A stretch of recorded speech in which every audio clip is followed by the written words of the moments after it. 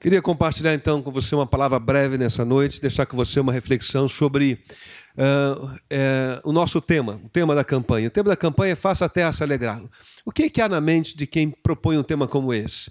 Há o entendimento de que a mensagem de evangelho, que apresentar a mensagem de Jesus Cristo às pessoas deve ser um motivo de alegria para nós e para elas. Ok? O texto de referência bíblica de 1 Crônicas 16, 31 diz assim, que os céus se alegrem e a terra exulte. E diga-se entre as nações, o Senhor reina. Portanto, a palavra terra ali, negrito de destaque, não se refere à terra, à árvore, à areia, à pedra, mas terra-gente. Por isso, logo abaixo vem a expressão e diga-se entre as nações. Ou seja, terra, nações. Então, é o mesmo que dizer que os céus se alegrem, que os povos da terra, que as nações da terra, que as pessoas que habitam essa terra exultem de alegria e se diga entre elas, não é? Seja dito, Deus reina, o Senhor reina. Em que contexto essa expressão aparece na Bíblia? Aparece num contexto de celebração, quando o rei Davi, que foi rei de Israel, o segundo rei de Israel, recebe a Arca da Aliança. E a Arca da Aliança era um móvel criado por Moisés, debaixo da orientação de Deus. Dentro da arca era uma espécie de baú coberto de ouro, com especificações especiais. Dentro da arca estavam as tábuas dos 10 mandamentos, a vara de Arão que floresceu, estava lá uma porção de maná. Mas o que é importante entender é que, naquele contexto em que isso é dito, a arca representava a presença de Deus. E a arca está sendo trazida para Jerusalém. Davi está sendo reconhecido como rei, sendo empossado como rei em Jerusalém. Ele preparou um tabernáculo para receber esta arca. E há uma festa, a cidade para comemorar a chegada da arca. Ela foi transferida da casa de um homem que estava guardando ela. E ela então vem agora para o tabernáculo, que é o templo, não é? E na forma de tenda. Mais tarde, Davi vai construir um templo de verdade, o templo de Salomão, de modo mais concreto, não é? Mas naquele primeiro momento era uma grande tenda sagrada. E a arca chega. E qual é o sentimento do povo? Deus está entre a gente. Por quê? Porque está simbolizado na arca. Nós estamos seguros. Nós vamos viver tempos felizes, vamos prosperar. E a nação havia passado um período muito ruim sob o governo de Saul. E Deus então levanta Davi como novo rei para Israel. E esse é um sentimento que invade todos naquele dia. E a Bíblia diz que Davi dançou e festejou, e a nação festejou a chegada da arca. Bem, nós não temos uma arca da aliança aqui nessa noite, mas no Novo Testamento nós aprendemos que Jesus é Deus conosco. Quando o anjo anuncia o nascimento de Jesus, ele disse que ele seria Emanuel. E essa expressão é como se fosse um título dizendo Deus está conosco na pessoa de Jesus. Então, a Arca da Aliança, no Velho Testamento, era símbolo dessa presença de Deus. Mas há no Novo Testamento um livro chamado A Carta aos Hebreus, em que o autor de Hebreus, que é um judeu, ele olha para o Velho Testamento e interpreta a história do Velho Testamento como se fosse uma representação simbólica do que estava para acontecer naqueles dias. Nos dias do Novo Testamento. Então, quem é esta Arca da Aliança no Novo Testamento? Jesus. Deus se fez presente conosco. Quando Jesus sobe aos céus, ele diz que ele daria o Consolador, um outro igual a ele. E a Bíblia diz que ele nos dá o seu Espírito Santo. E o Espírito Santo é a presença de Deus permanente entre nós. Queridos, o nosso entendimento, o entendimento das Escrituras é que essa presença de Deus e a mensagem da presença de Deus, do Espírito de Deus entre nós, deve trazer alegria para o nosso coração. Quero mostrar 2 textos do Novo Testamento em que isso fica bem claro. Esse texto de Lucas 2, versos 10 e 11. Lá no Evangelho de Lucas, o Evangelho de Lucas conta a história do nascimento de Jesus, toda a história de Jesus, o ministério de Jesus. Nós temos nos versos 10 e 11, esse momento quando os anjos se manifestam de modo sobrenatural e glorioso para os pastores do campo e dão a notícia de que naquele momento Jesus Cristo estava nascendo, um bebezinho, igual a Hannah, não é? Estava nascendo lá com José e Maria e estava lá na estrebaria. E os anjos anunciam e dizem assim, mas o anjo lhes disse, não tenham medo. Os pastores do campo ficaram assustados quando viram, né, aquelas manifestações extraordinárias, sobrenatural de anjos. Eles não tenham medo. Nós estamos trazendo o quê? Boas novas de quê? De alegria. Mas que boas notícias são essas? Boas novas é uma expressão para dizer boas notícias. Aliás, o evangelho é essa palavra que significa boas novas, não é? Então nós estamos trazendo o evangelho, as boas novas, que são de alegria e que são para todo o povo. Hoje, na cidade de Davi, lhes nasceu o Salvador, que é Cristo o Senhor. Quando o Natal, o primeiro Natal aconteceu, ele foi anunciado como uma mensagem que traz alegria, que deveria trazer alegria às pessoas. E que mensagem é essa? De que Jesus nasceu, de que o Salvador nasceu, de que Deus está entre nós, na pessoa de Jesus, para consertar a vida humana, porque a gente não precisa ser muito esperto para perceber que esse mundo não está funcionando bem. Você concorda comigo? Esse mundo não está funcionando bem, mas não era assim que Deus planejou. Deus planejou um mundo diferente, mas a maldade entrou no coração do homem, porque o homem fez uma escolha de desconfiar de Deus lá em Adão e Eva, e eles não se submeteram ao convite de Deus para confiar nele. E a desconfiança fez o pecado entrar no coração do ser humano e o mundo saiu do seu eixo, do seu prumo. E aí, agora Deus está agindo de uma maneira extraordinária através de Jesus para trazer de novo a história humana para o seu eixo, para o seu prumo. E aí eles dizem, olha, essa é uma notícia muito boa, vocês devem ficar alegres com ela. O próprio Jesus, muito mais tarde, segundo o registro também do Evangelho de João, capítulo 15, o verso 11, diz que a razão dele era completar a alegria no coração do ser humano. Leia junto comigo que está ali, vamos ler juntos?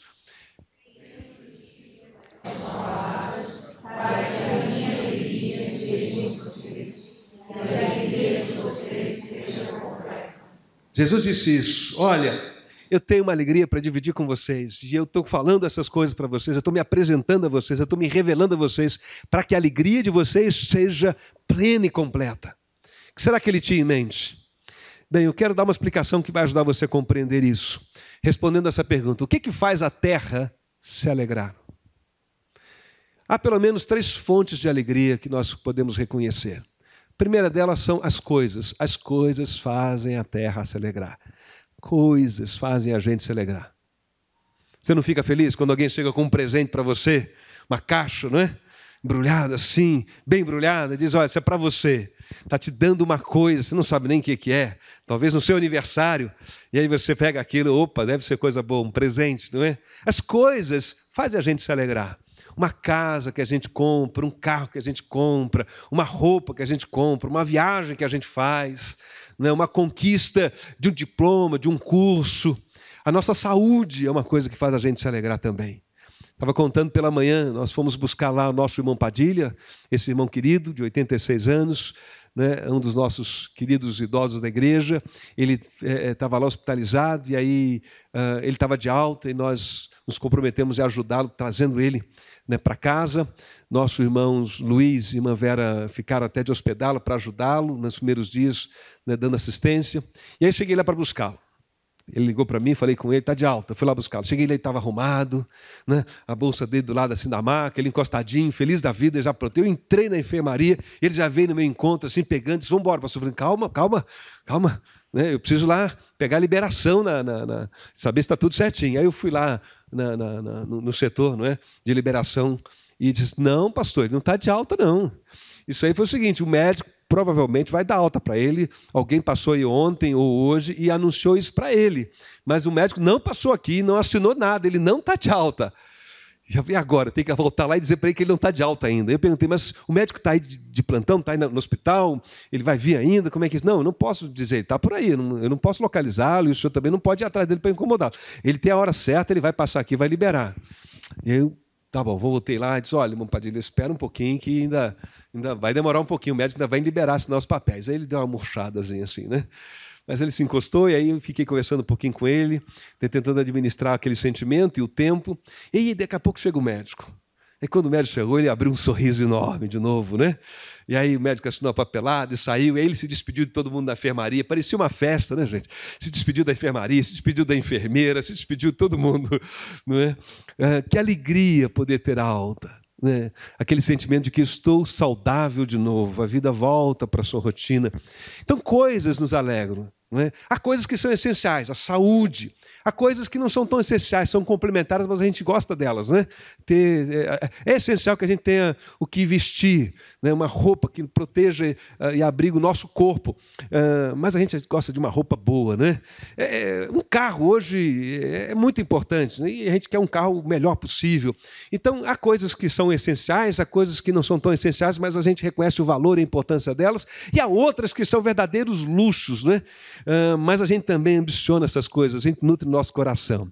E isso é um problema, porque a gente está inserido realmente numa sociedade que, para funcionar, precisa de gente consumindo o tempo todo. Por isso se diz que a nossa sociedade é uma sociedade consumista. Há mesmo uma cultura de consumo, né, que o tempo todo gera na gente insatisfação, ansiedade.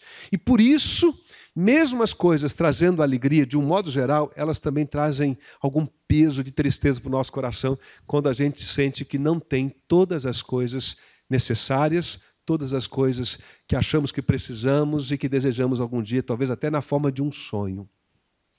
Quantos de nós, né, não tem um lamento de um sonho que não realizou e que tem essa impressão, está tão difícil, não sei se vou realizar esse sonho. E tem que administrar esse sentimento de desconforto por alguma coisa que você não tem diante de tantas outras pessoas que têm essa coisa. É ou não é? Quantas vezes a gente tem que administrar esse sentimento de que, nossa, ele tem essas coisas, ela tem essas coisas, olha, fulano alcançou algumas coisas, e eu não alcancei as coisas que eu quero alcançar ainda.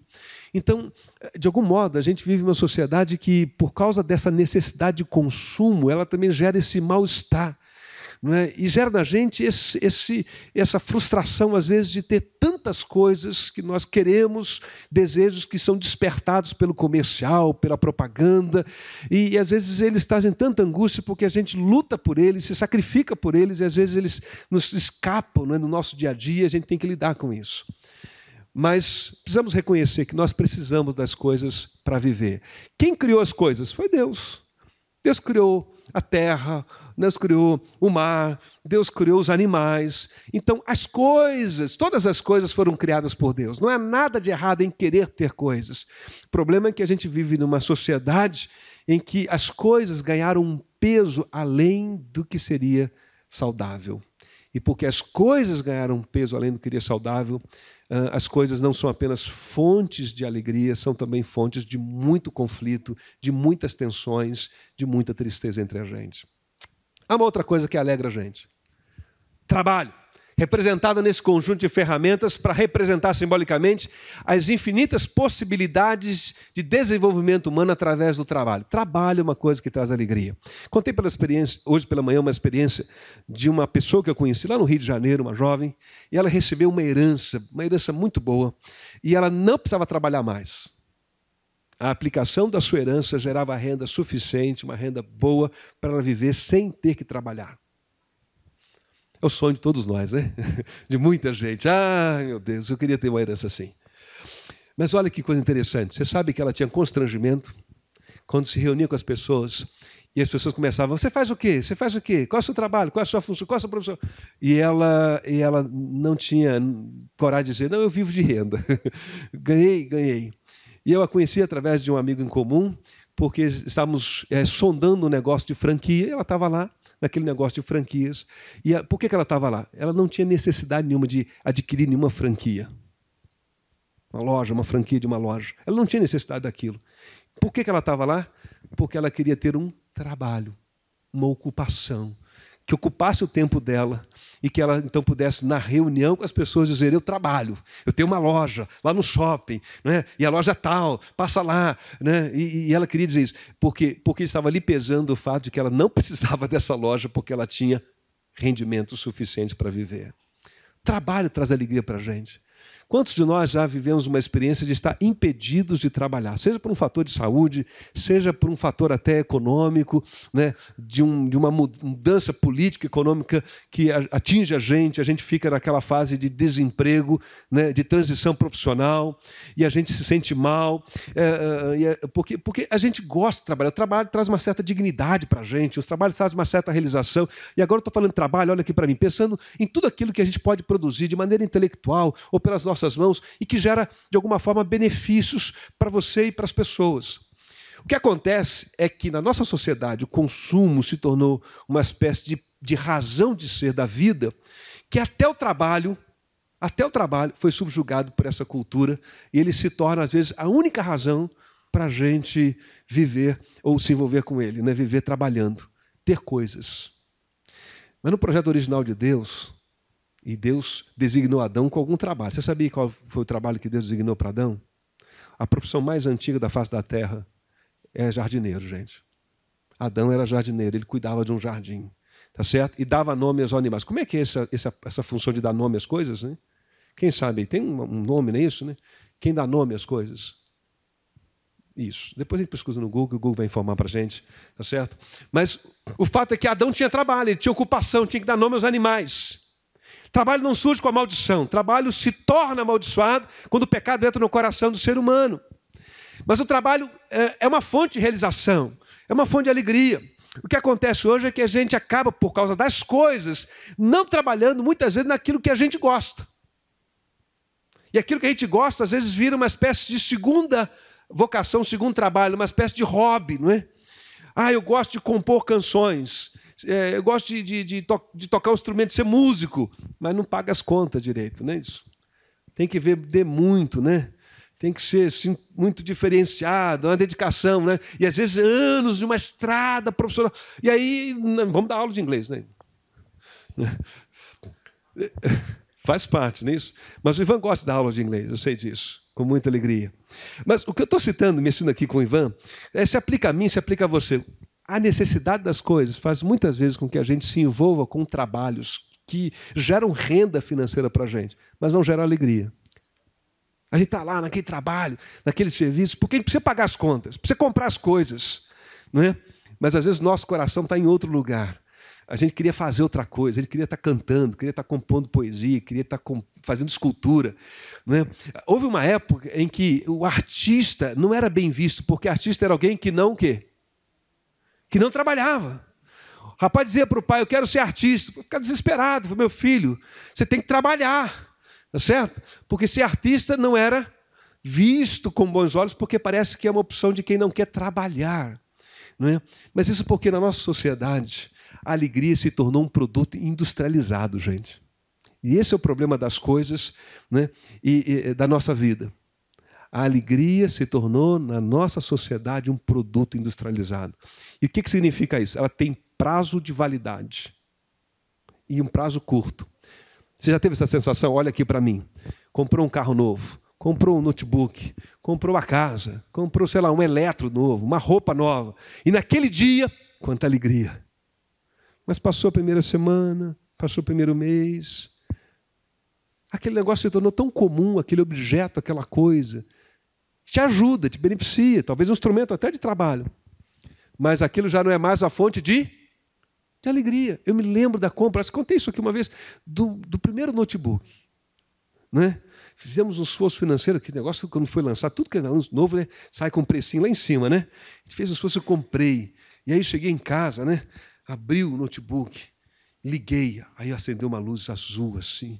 A impressão que eu tenho é que eu estava entrando numa experiência em transe, assim, né? Coisa linda. Eu desci, apaguei as luzes da sala para que o brilho da tela, entendeu? Iluminasse o ambiente. Quanta alegria por aquela experiência tecnológica nova para mim. Já perdi a conta de quantos notebooks eu tive, quebrado. Já não tem mais alegria. Por quê? Porque a alegria das coisas é uma alegria industrializada, tem prazo de validade. Por isso nosso coração fica tão ansioso e a propaganda pega essa ansiedade e faz a gente consumir mais coisas ainda. E o trabalho acaba sendo, em vez de ser uma coisa de realização, de desenvolvimento da criatividade, se torna algo penoso. Mas há uma terceira coisa que traz alegria. Sabe o quê? Pessoas. Como é bom ter pessoas para celebrar. Nosso aniversário. Quantas vezes nós ficamos assim meio que tristes porque um amigo não telefonou, não postou lá alguma coisa lembrando do nosso aniversário, não deu uma curtida numa postagem nossa. Nós nos alegramos juntos, nos alegramos com as pessoas, com a família, com os amigos. As pessoas são um elemento essencial da nossa alegria na vida. Uma casa grande, uma churrasqueira no fundo, tem graça isso. Se você não pode reunir os seus amigos, é ou não é? Tão bom você poder dar uma festa, gente, né? E reunir as pessoas que você gosta, que gostam de você, e celebrar o seu aniversário, ou sei lá, qualquer coisa. Né? Quantas vezes nós apenas nos reunimos com os amigos, ligamos uns para os outros, acontece isso com você, bate uma saudade de alguém, de conversar com uma pessoa, aí você dá uma ligada para ela, né? Ou manda um WhatsApp, vamos almoçar juntos, vamos tomar um café. Por quê? Porque a gente quer conversar, quer rever o amigo. Hoje à tarde, recebi uma postagem de alguém, de um amigo lá do Rio. Disse, olha, estou com saudade do senhor, da Renata, pastor. As pessoas são uma grande fonte de alegria. Na nossa sociedade, como disse o Lucas, pós-moderna. Tá certo? Nessa sociedade de cultura de consumo, até as pessoas acabam virando meio que coisas, né? Meios para a gente conseguir coisas. Mas as pessoas são essenciais. Eu acredito naquilo que diz o poeta quando compôs aquela música. Não é possível ser feliz sozinho. Só que também as pessoas são uma dor de cabeça. É ou não é, gente? Nossa, é muito difícil conviver.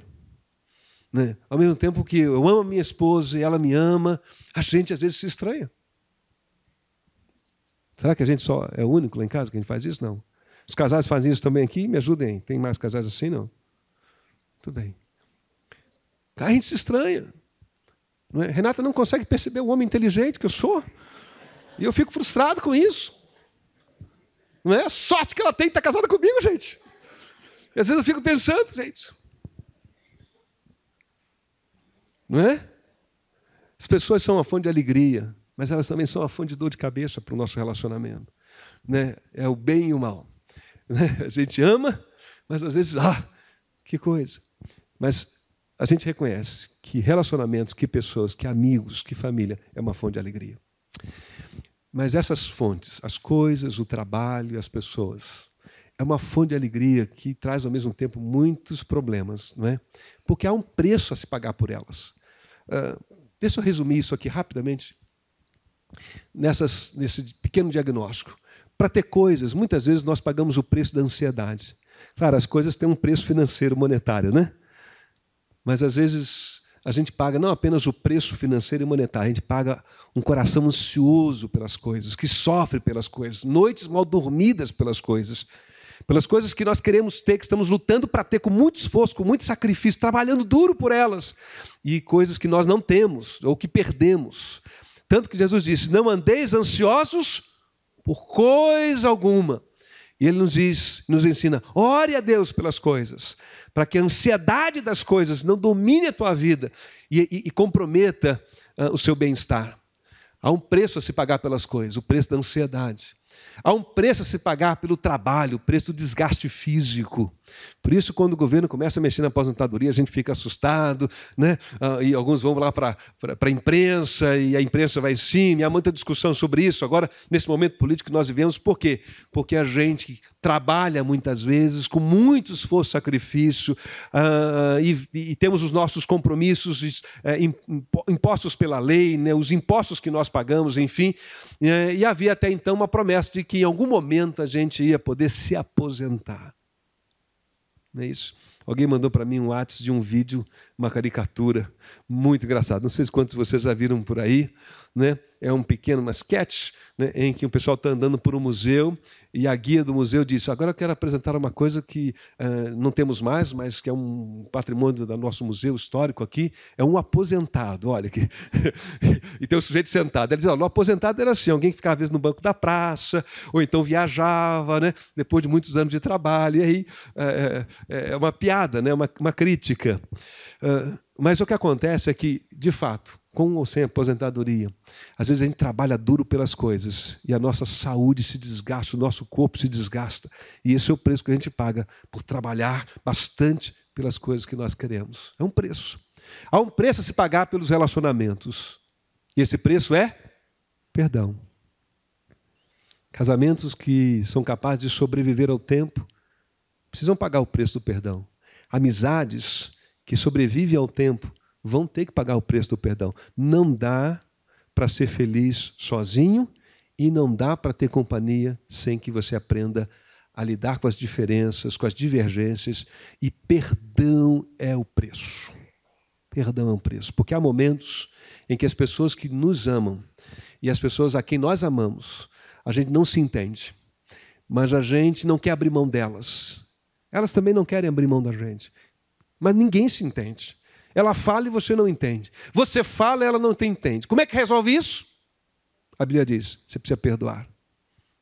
Pagar o preço de ficar no prejuízo até de alguma coisa que não saiu direito, do jeito que você queria, mas oferecer para o outro uma segunda chance, uma segunda oportunidade para aquele relacionamento. Qual é o preço de vivermos juntos? Perdão. Tudo isso traz alegria, tudo isso tem um preço. O evangelho também tem um preço. Só que este aqui é o preço que foi pago por quem? Por Deus. Qual é a mensagem do evangelho? A mensagem do evangelho é de que a vida saiu do seu prumo e do seu eixo. E agora as coisas que trazem alegria também trazem um peso, ansiedade e geram muitos problemas para a sociedade. E agora o trabalho, que deveria ser uma forma de realização, de desenvolvimento do ser humano, se torna alguma coisa penosa, uma expressão quase que amaldiçoada. E as pessoas que deveriam ser companhias boas, fonte de alegria, de encorajamento, de proteção, elas agora se tornam ameaça. E muitas vezes nós dormimos com o inimigo. Porque a vida saiu do eixo. A Bíblia explica isso com a palavra pecado. Pecado é errar o alvo. O ser humano, a humanidade, errou o alvo que Deus tinha para ela. Só que agora a gente não consegue acertar esse alvo mais sozinho. Mas, no entanto, Deus, como Criador do ser humano, a sua imagem e a sua semelhança, como um pai bondoso e misericordioso, olha para a humanidade e diz, não está bom do jeito que está.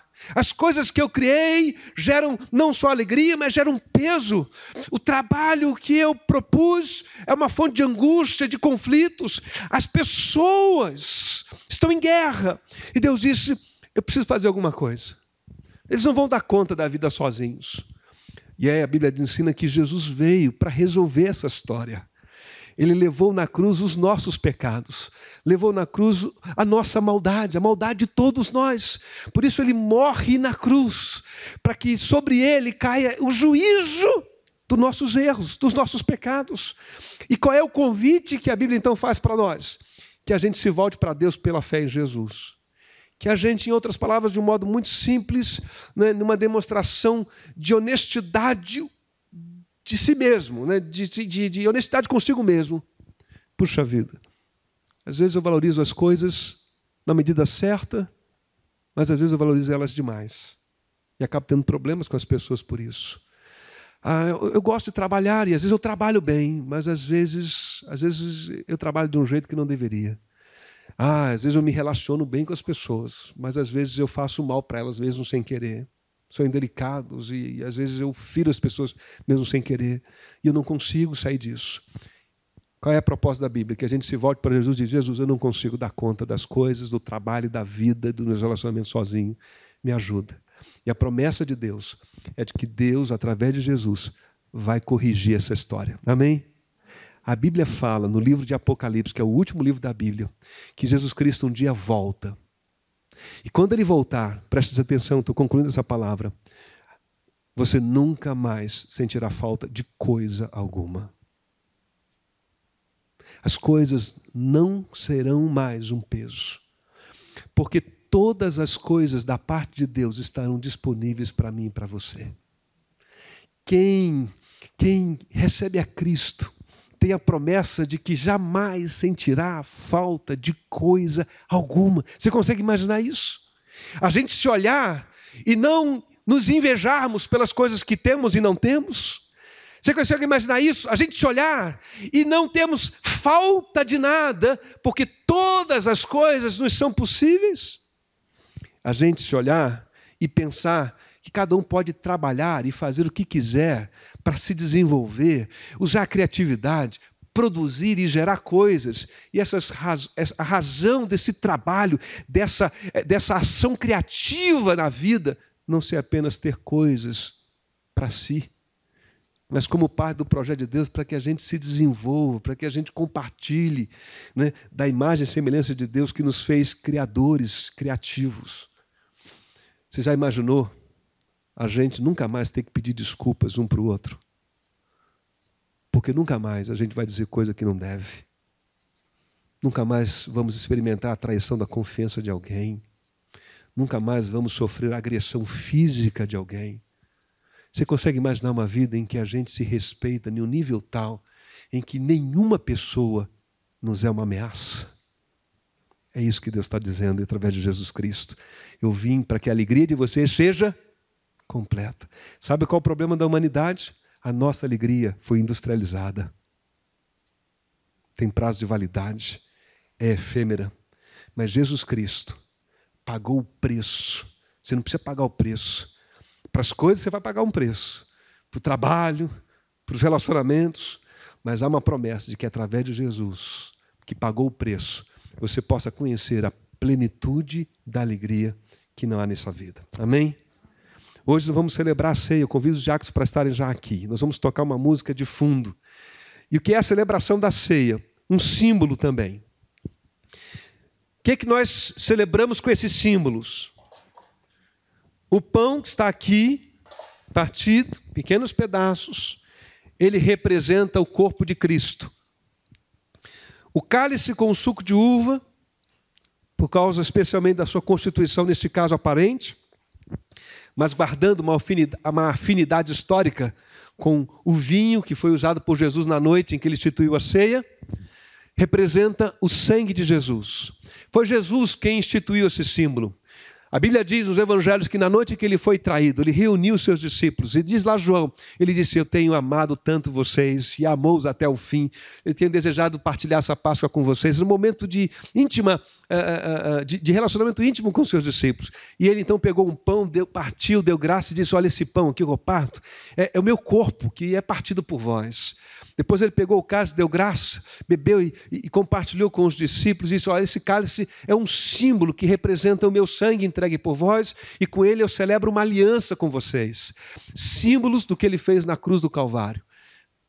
Quando ele estava na cruz do Calvário, o seu corpo e o seu sangue lá, né, foi dado por mim e por você, para que nós pudéssemos alcançar o perdão dos nossos pecados, para que fosse oferecido para a gente, de forma individual, mas também como humanidade, uma nova possibilidade de sociedade, de vida e de alegria, gente. É isso que nós celebramos aqui nesse instante. A mensagem de Jesus. De um Jesus que se doa por mim e por você. De um Jesus que nos convida a crermos nele, a confiarmos nele como Filho de Deus. E em um gesto de fé, dizemos para ele, toma minha vida.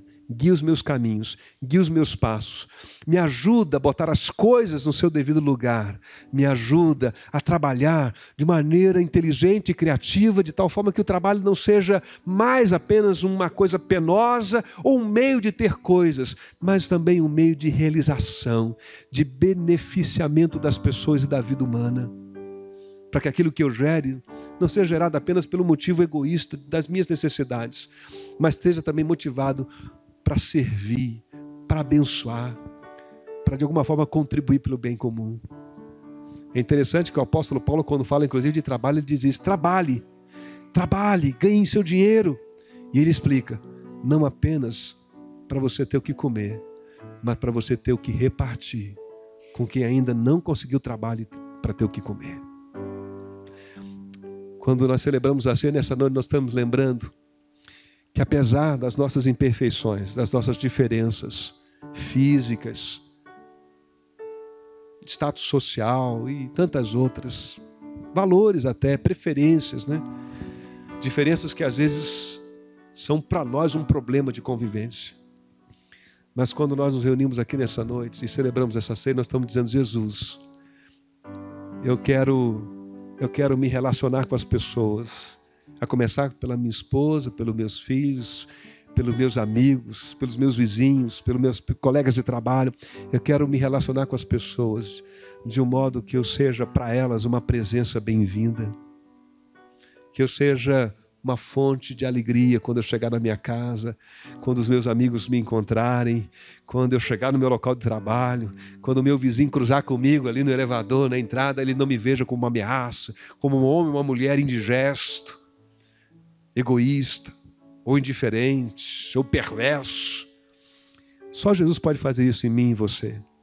Mas quando celebramos essa noite a ceia, nós estamos dizendo para Deus, através da fé em Jesus Cristo, Senhor, completa a tua obra, completa a tua alegria na nossa vida, já agora aqui, começa a trabalhar. Eu sei que ela vai ser plena e completa na eternidade, quando o Senhor vier a segunda vez à terra, mas já me permita crescer todos os dias um pouco mais nessa direção da plenitude, da alegria completa, que o Senhor há de trazer a todo aquele homem e mulher que no Senhor crê e confiar. Convido você que quer celebrar esse compromisso com Jesus, que através do batismo já celebrou esse compromisso com Jesus, a tomar o pão e a tomar o cálice nesse instante. Os diáconos já podem ir servindo, eles vão servir o pão e o cálice.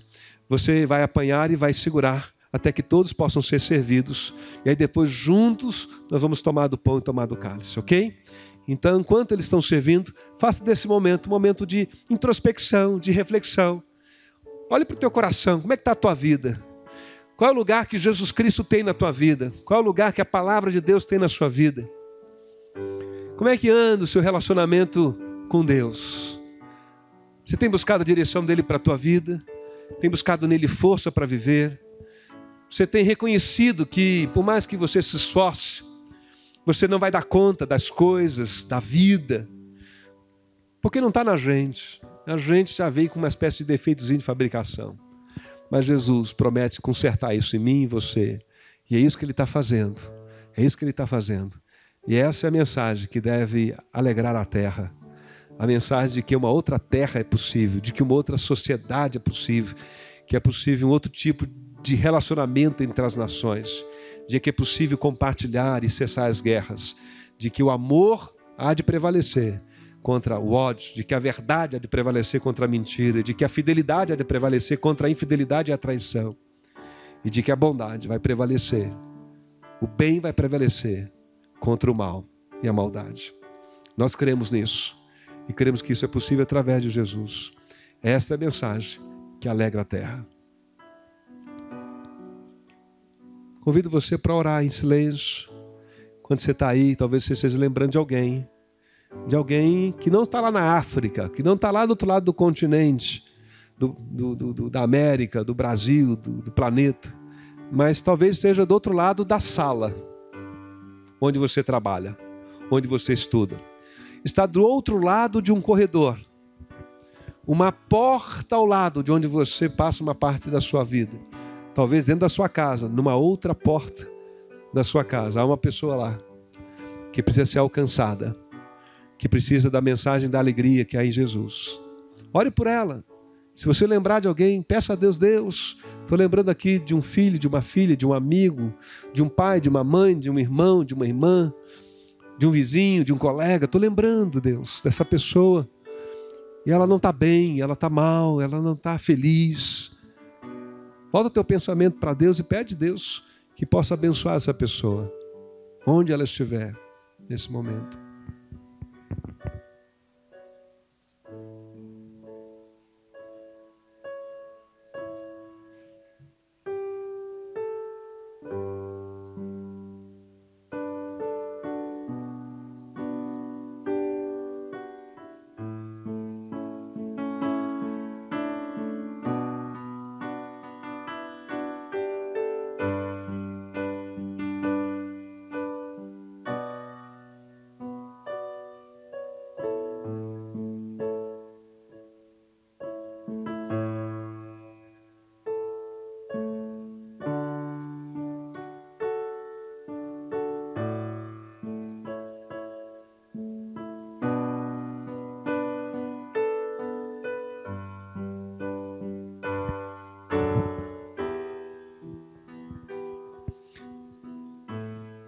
Por onde os diáconos já passaram aqui, eu queria perguntar a alguém que deixou de receber por algum descuido nosso, do pão ou do cálice.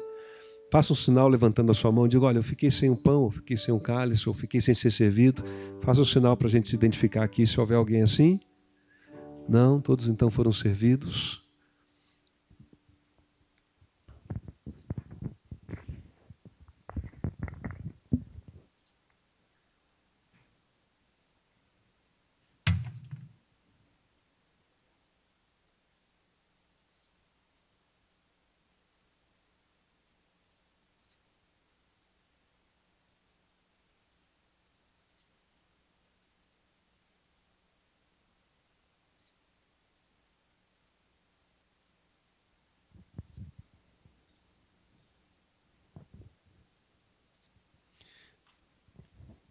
Nós vamos orar juntos mais uma vez. Eu vou pedir, por gentileza, o pastor Samuel Esperandio.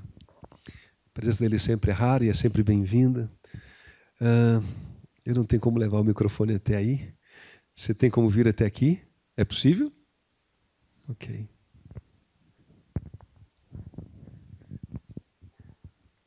mesmo sentado como você se encontra nesse momento, nós vamos orar a Deus e consagrar mais uma vez esse momento diante do Senhor. E aí depois a gente vai celebrar esse momento da ceia. Oremos, irmãos. Querido Pai Celestial, nosso coração transborda em alegria e júbilo quando podemos nos reunir, quando podemos louvar o Teu nome, quando podemos interceder uns pelos outros e pela grande obra que o Senhor está fazendo no mundo. Também, ó Deus, nos alegramos quando podemos estar em comunhão à mesa do Senhor, que convida a todos para participarem da comunhão da sua vida. Ó Deus, muito obrigado pelo privilégio que temos de cultuar o Teu nome, de reconhecer que dependemos de Ti e que temos o privilégio de participarmos da Tua obra, de estendermos, ó Deus, a alegria que já nos alcançou, para que também alcance as vidas daqueles que estão próximos de nós, daqueles que estão distantes de nós, daqueles que conhecemos e daqueles que ainda não conhecemos, mas que, quem sabe, um dia haveremos de nos encontrar na glória celestial. Porque aprendemos a compartilhar a alegria. Faça, ó Deus, com que a terra, com que as pessoas desta terra tenham também a alegria de servir a Jesus e de estar em comunhão com Ele. Obrigado, ó Deus, pelo privilégio que Tu concedes à Tua igreja de celebrar a ceia do Senhor com a esperança da volta do Senhor Jesus Cristo. Ajuda-nos, ó Deus, para que o Teu Evangelho seja pregado de modo cada vez mais amplo e mais completo, para que muitas pessoas conheçam a Jesus. E possamos então, ó Deus, todos juntos, clamarmos juntamente com o Teu Espírito, dizendo: ora vem, Senhor Jesus. Vem para levar a Tua igreja, e que esta igreja, ó Deus, seja uma igreja composta de muitas e muitas vidas, regeneradas, transformadas pelo sangue de Cristo, que nos torna irmãos uns dos outros e filhos do Senhor. Muito obrigado por nos constituir como família que Te pertence. Obrigado pela comunhão desta hora. Fala, ó Deus, aos nossos corações. Ouve também a súplica, ó Deus, de cada coração nesta noite. Nós Te pedimos, em nome e por amor de Jesus. Amém.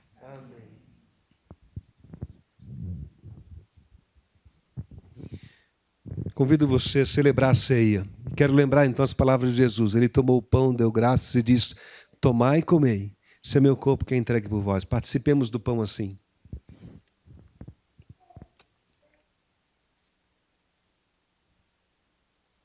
Com cálice em mão ele diz: tomai e bebei.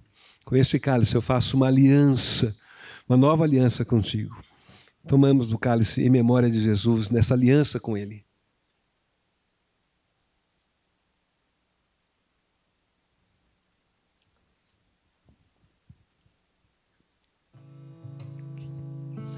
Nós vamos recolher os cálices. Nós temos uma última música para cantar e a gente quer terminar.